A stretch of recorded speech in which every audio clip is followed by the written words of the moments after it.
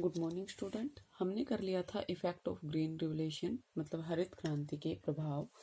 अब हम क्या करेंगे, हमारा नेक्स्ट बनता है कि हरित क्रांति के दोष और समस्याएं क्या थी। मतलब हरित क्रांति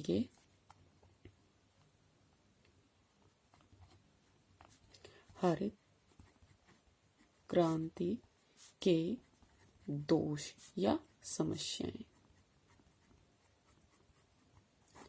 ठीक है, तो हरित क्रांति क्या प्रॉब्लम्स थी हरित क्रांति की।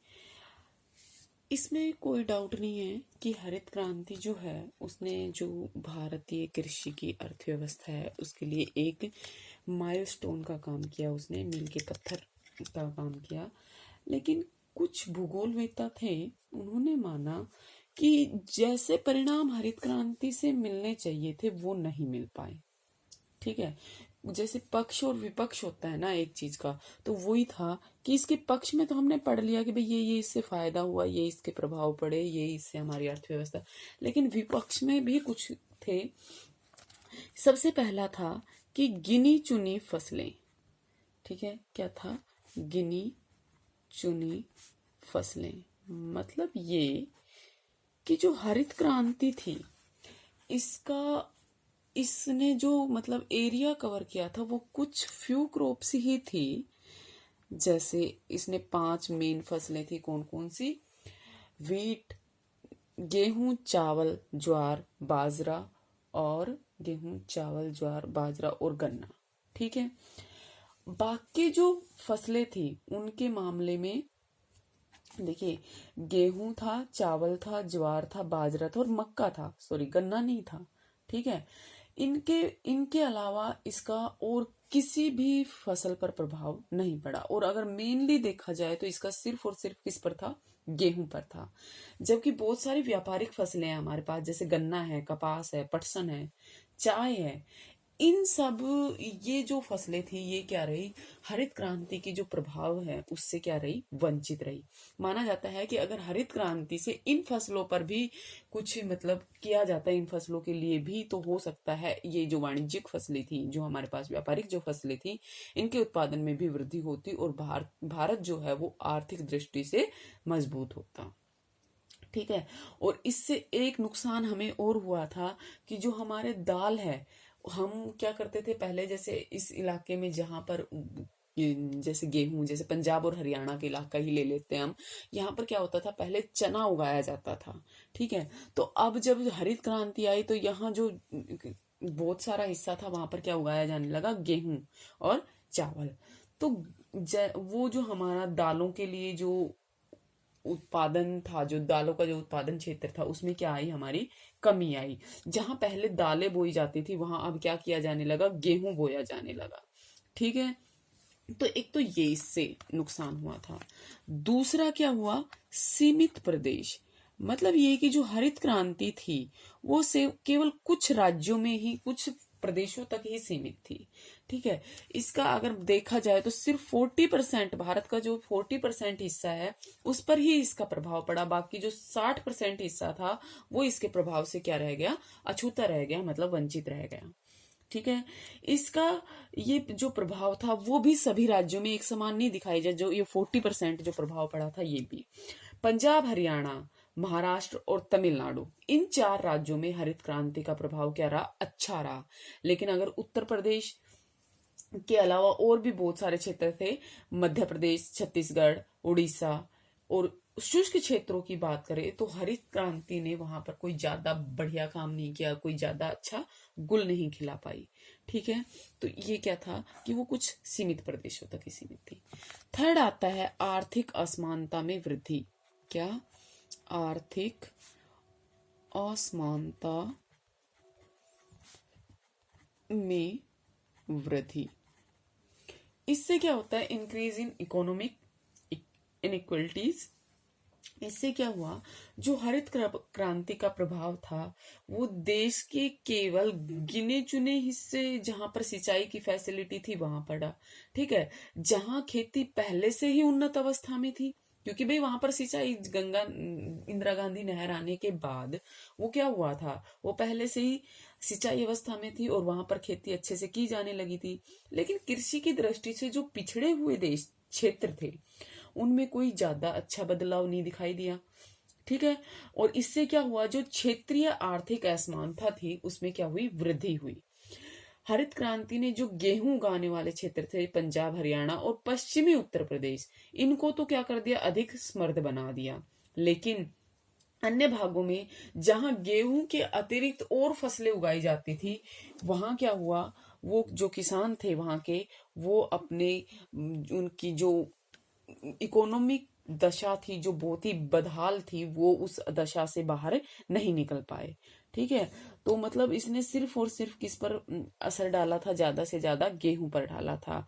जैसे मान लो पंजाब, हरियाणा और उत्तर प्रदेश, ये थोड़े उत्तर प्रदेश का भी पश्चिमी वाला क्षेत्र, जबकि बाकी वाला हिस्सा क्या रह गया था, इसके प्रभाव से वंचित रह गया था। लेकिन अगर हम पूर्वी राज्यों की बात करें, जैसे असम है, बिहार है, झारखंड है, पश्चिमी बंगाल है, उड़ीसा है, इनमें तो हरित क्रांति असरदार ही नहीं रही। तमिलनाडु और आंध्र प्रदेश को छोड़कर अगर दक्षिणी भारत की बात करें तो वहां भी इसका कुछ ज्यादा अच्छा प्रभाव नहीं हुआ। तो मतलब इससे क्या हुई, जो क्षेत्रीय आर्थिक असमानताएं थी उसमें मतलब वो और ज्यादा बढ़ गई। ठीक है। नेक्स्ट आता है 4th नंबर पर, बड़े जमींदारों को लाभ। ठीक है। बड़े जमींदारों को लाभ। ठीक है। हरित क्रांति से क्या हुआ, इसका लाभ केवल बड़े और समृद्ध किसानों को हुआ। ठीक है। क्योंकि उनके पास क्या था, कृषि उपकरण थे, उन्नत और महंगे बीज, उर्वरक, सिंचाई की व्यवस्था उनके पास पहले थी और विकसित कर ली। ठीक है। और आर्थिक संसाधन थे उनके पास। जबकि छोटे और मझोले किसान थे जिनके पास इन चीजों के खरीदने के लिए पैसा नहीं था, पर्याप्त पूंजी नहीं थी, उन्होंने क्या किया, वो अपना कृषि का जो उत्पादन है उसको नहीं बढ़ा पाए और वो कैसे रह गए, उसी अवस्था में रह गए। मतलब इससे अमीर जो किसान थे वो तो और अमीर हो गए, लेकिन जो गरीब किसान था उसकी हालत पहले से भी ज्यादा खराब हो गई। ठीक है। हरित क्रांति ने देश में पहले से ही जो अमीर और गरीब की खाई थी उसको क्या कर दिया था, और ज्यादा चौड़ा कर दिया था। हरित क्रांति ने जो छोटे किसान थे उनको हाशिए पर ले आई थी। ठीक है। वो जो गरीबी रेखा से नीचे रह रहे थे वो क्या हो गए थे, और ज्यादा गरीब हो गए थे। उन्होंने उसके मामले में बहुत ही एक नेगेटिव इफेक्ट डाला था उन्होंने। ठीक है। जो जिनके पास मान लो 4 हेक्टेयर से भी कम भूमि थी, उन किसानों की जो आर्थिक हालत थी वो क्या हो गई थी, बिगड़ गई थी बुरी तरह से। हाँ, लेकिन जिनके पास 10 से 12 हेक्टेयर भूमि थी उनको बहुत फायदा हुआ था इससे। ठीक है। 57% जो किसान है वो गरीबी रेखा से नीचे रह रहे हैं। ठीक है। नेक्स्ट आता है 5वें नंबर पर, बेरोजगारी। क्या आता है, बेरोजगारी। हरित क्रांति से क्या हुआ, हरित क्रांति के आने से जो खेतों में देखो, जो पहले का किससे काम होता था, जो आदमी से काम होता था, जो एक मजदूर से काम होता था, वो अब किसने ले लिया था, मशीनों ने ले लिया था उसका काम। मशीनों का प्रयोग बढ़ने लगा था, जिससे जो जिनके पास भूमि नहीं थी वो तो क्या करते थे, मजदूरी ही करते थे दूसरों के खेतों में। लेकिन अब उनका जो काम है वो किसने कर दिया था, मशीनों ने कर दिया था। तो वो कैसे हो गए थे, जो भूमिहीन किसान थे वो क्या हो गए, बेरोजगार हो गए। ठीक है। थोड़े बहुत ही ऐसे किसान थे जो कुटीर और ग्रामीण उद्योगों में लग गए, लेकिन बहुत से जो खेतीहर मजदूर थे उनको क्या हुआ, बेरोजगारी का सामना करना पड़ा। हरित क्रांति का उन्होंने खामियाजा भुगता। ठीक है। 6th नंबर पे आता है, कृषि उत्पादन की घटती दर। क्या आता है, कृषि उत्पादन की घटती दर।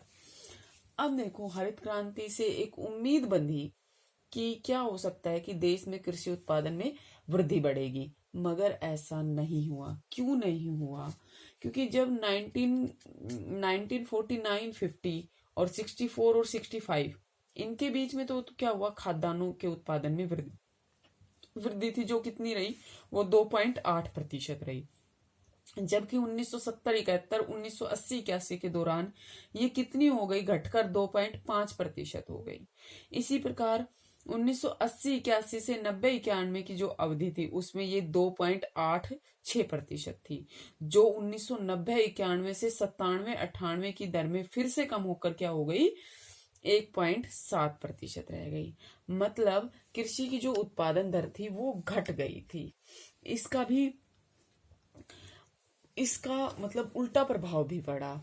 अब आता है कि हरित क्रांति के लिए जो सुझाव दिए गए कि भाई इसके स्टेबिलिटी के क्या सुझाव हो सकते हैं, मतलब इसके स्थायित्व के लिए क्या सुझाव दिए गए। हरित क्रांति के स्थायित्व के लिए सुझाव,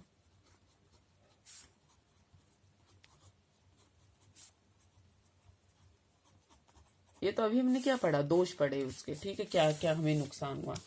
अब देखो इसको किस तरह से मतलब स्टेबल किया जा सकता था, इसका किस तरह से फायदा उठाया जा सकता था। एक तो सबसे पहला था कि एरिया जो हो वो कैसा हो, वाइड हो, मतलब वाइडर क्या हो, वाइडर एरिया, ठीक है, मतलब क्षेत्र कैसा हो, व्यापक हो। हरित क्रांति का जो प्रभाव था वो पंजाब, हरियाणा, तमिलनाडु और आंध्र प्रदेश, इन क्षेत्रों तक ही सीमित रहा। तो मतलब क्या हुआ कि जो बहुत थोड़े से किसान थे वो इस क्रांति का लाभ उठा सके। अब जरूरी था कि हरित क्रांति का पूरा लाभ उठाने के लिए इसे क्या किया जाए, अन्य भागों में भी फैलाया जाए, ताकि जो आर्थिक असमानता है उसको कम किया जा सके और आर्थिक समानता के अवसर का जो वितरण है वो उचित ढंग से हो सके। ठीक है, सबसे पहला क्या हुआ कि भाई इसका क्षेत्र कैसा होना चाहिए, व्यापक होना चाहिए। दूसरा क्या था, व्यापक फसलें, मतलब और क्रॉप्स जो थी, मोर क्रॉप्स, ठीक है, मतलब व्यापक फसलें। ये इसका प्रभाव सिर्फ गेहूं तक ही सीमित रहा। अब इसका क्या होना चाहिए कि भाई इसमें और फसलें भी इंक्लूड कर देनी चाहिए, जैसे चावल और खाद्यान्न फसलों के अलावा जो दाल और व्यापारिक फसलें थी, जैसे कपास, गन्ना, तिलहन, चाय और पटसन आदि पर भी क्या किया जाए, इस हरित क्रांति को लागू किया जाए। उनके लिए भी बीज और उर्वरक उन्नत किस्म के ढूंढे जाए।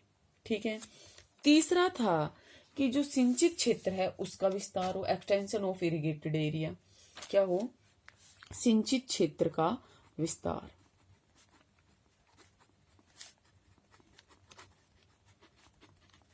इसमें क्या हो कि हरित क्रांति की जो सफलता थी वो सिर्फ वहीं तक थी जहां पर क्या थी, सिंचाई की सुविधा थी।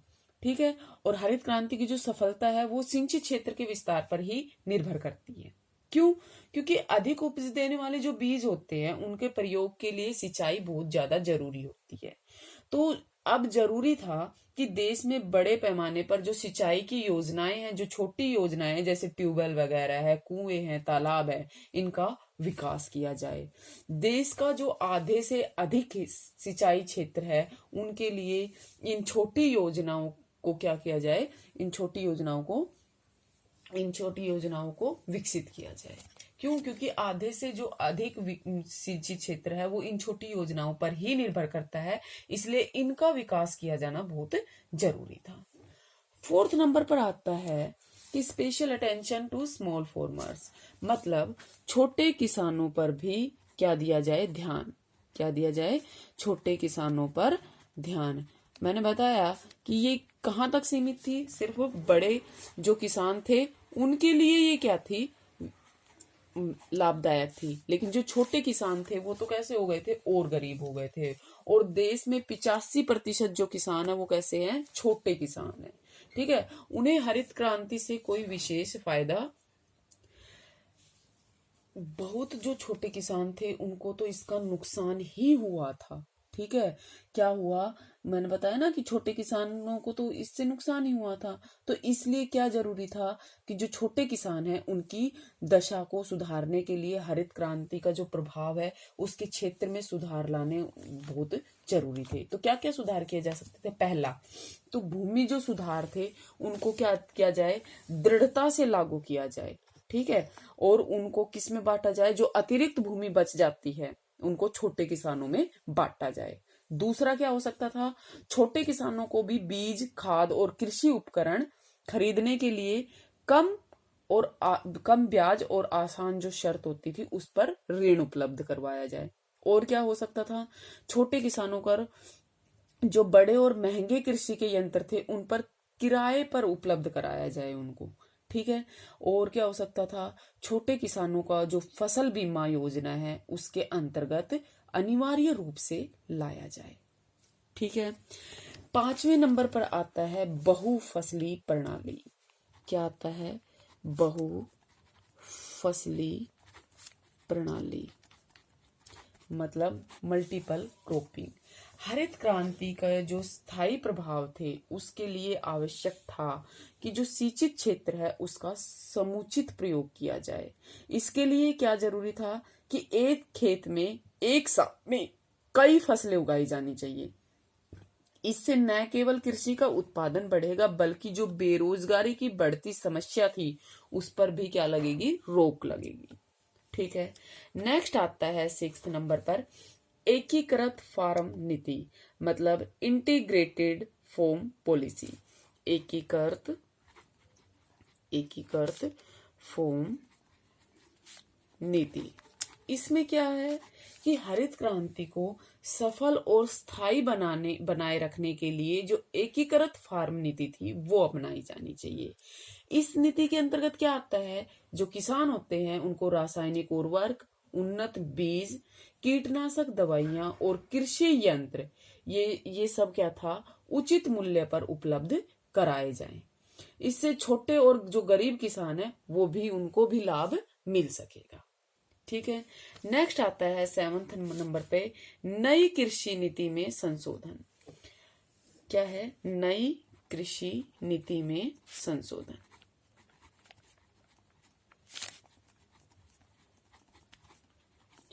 इससे क्या हुआ कि जो नई कृषि नीति थी उसमें 2 सुधार करने जरूरी थे। कौन कौन से, पहला, जिन क्षेत्रों में उपलब्ध मतलब पर्याप्त जो खाद है वो नहीं है वहां पर अधिक उपज देने वाले जो बीज है उनका प्रयोग किया जाना चाहिए।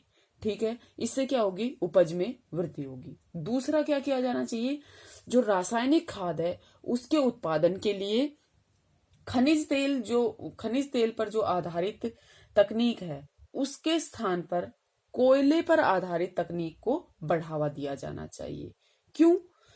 क्योंकि भाई हरित क्रांति से क्या हुआ, भारत में खनिज तेल की कमी आई और जबकि कोयला क्या है, भारत में काफी मात्रा में उपलब्ध है।